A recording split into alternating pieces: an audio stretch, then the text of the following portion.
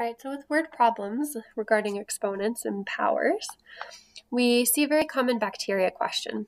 And so the different number of hours are 1 hour, 5 hours, and n hours.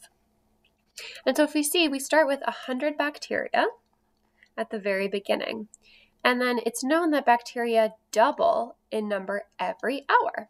So doubling means times 2. So after 1 hour, we've got 100 bacteria.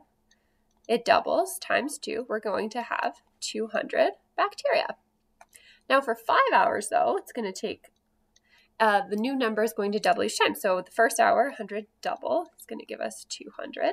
But now this is the new amount of bacteria. And now that number is going to double, which is going to give us 400.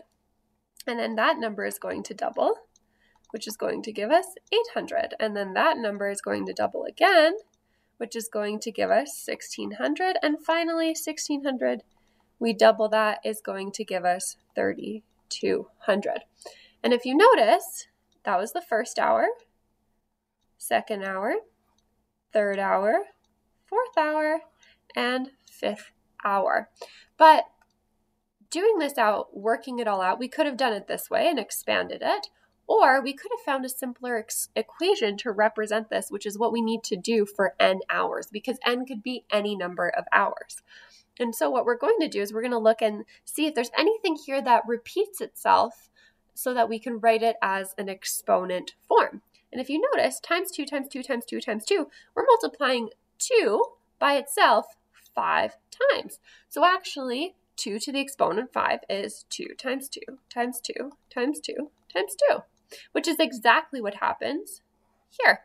So we can actually do that, except we have to make sure that we multiply it by the initial amount, which is 100, and that would give us our answer if we need it. And so now if we have to bring it to n hours, we're going to look and see, okay, well, it's going to be 100 still, because that's how much we start with. And we multiply that, except now we know we're going to multiply it by 2 because it's doubling, but we don't know how many hours it's going to double in. So instead of 5 hours as the exponent, we're going to just put an n. And then that way we can replace it with any number that we want, and it will spit out our answer.